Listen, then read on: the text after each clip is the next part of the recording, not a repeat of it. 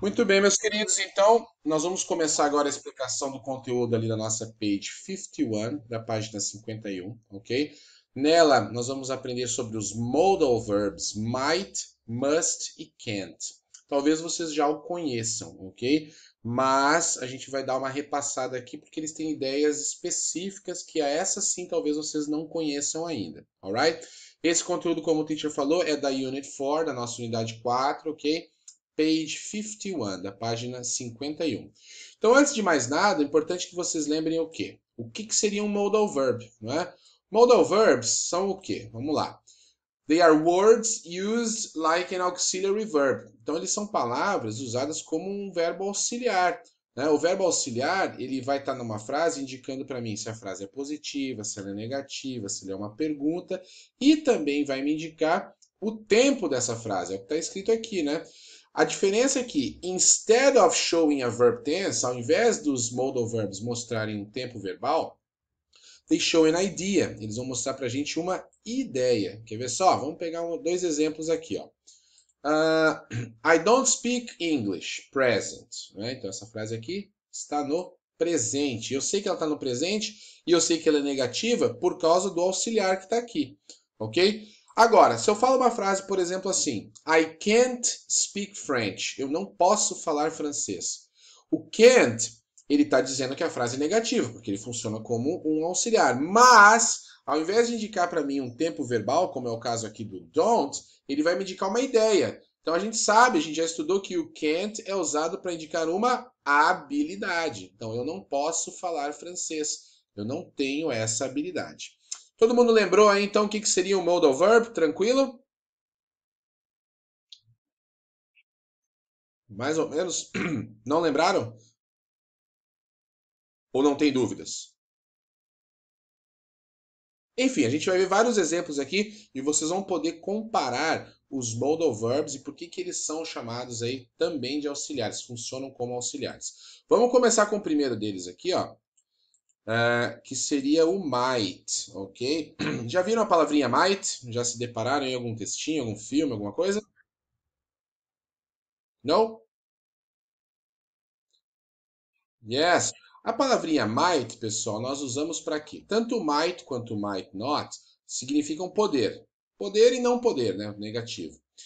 We use might and might not to talk about actions or events that are possible in the present or in the future. Ou seja, nós vamos usar o might e o might not para nos referirmos a possibilidades, ok? Sempre que eu quero falar de uma possibilidade, eu uso o might e o might not. E essa possibilidade pode ser no presente ou no futuro. Quer ver só? Olha o primeiro exemplo que o teacher colocou para vocês.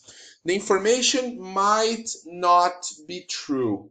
Ou seja, a informação pode não ser verdadeira. Eu estou falando de algo que é uma possibilidade no presente, ok? Quando eu uso might, então eu tenho essa característica. Ou então, vamos supor que eu fale assim, ó. It might rain tomorrow. Pode chover amanhã. Eu tenho certeza disso?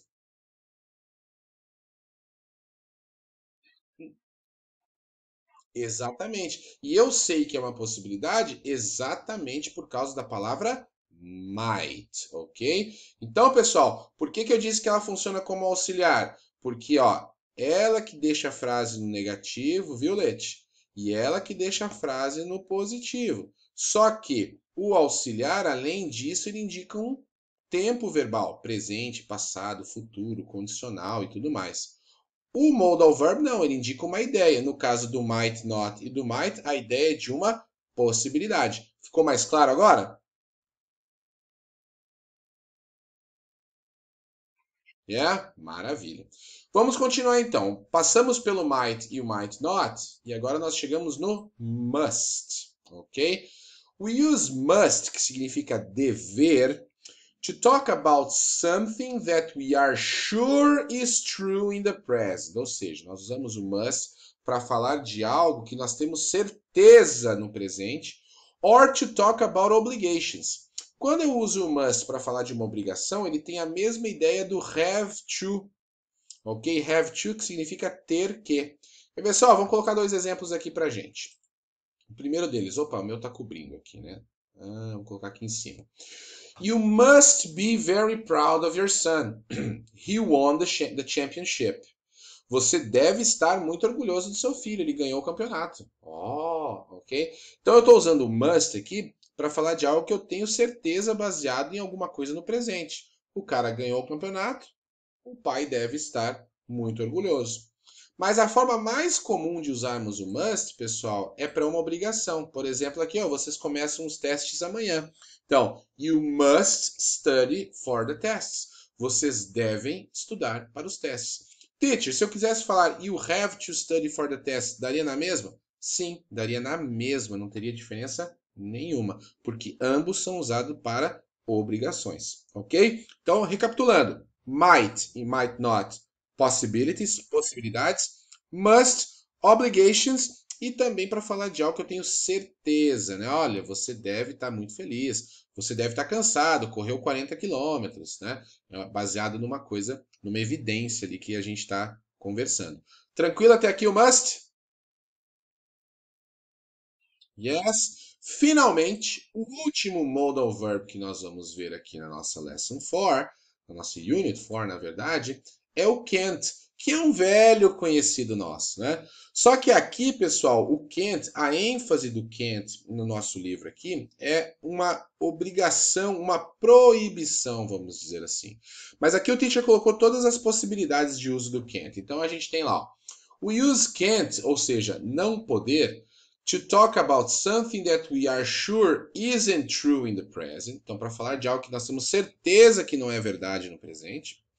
To talk about abilities, isso a gente já conhecia, né, para falar sobre habilidades.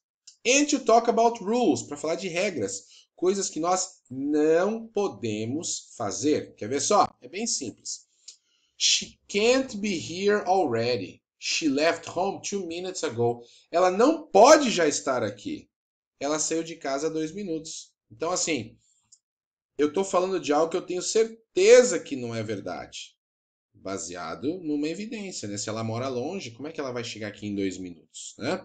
Ou então, I can't swim. Isso aqui é mais batido do que massa de bolo, né? I can't swim, eu não posso nadar. É uma habilidade que eu não tenho, né? E finalmente, you can't smoke here. Essa talvez seja a forma de uso mais comum aqui nesse caso para nossa Unit 4. You can't smoke here. Você não pode fumar aqui. Você está proibido. Logo, a gente pode fazer uma analogia assim, ó. O must a gente vai usar para uma obrigação, algo que eu devo fazer. E o can't eu vou poder usar para uma proibição, algo que eu não posso fazer. Ok, pessoal? Deu para entender mais ou menos a ideia aqui desses 3 modal verbs que aparecem na Unit 4 para gente? Yes! Então, com isso, a gente termina essa videoaula aqui, que na verdade não é uma videoaula para vocês, né? Porque a gente está síncrono aqui ao vivo, né?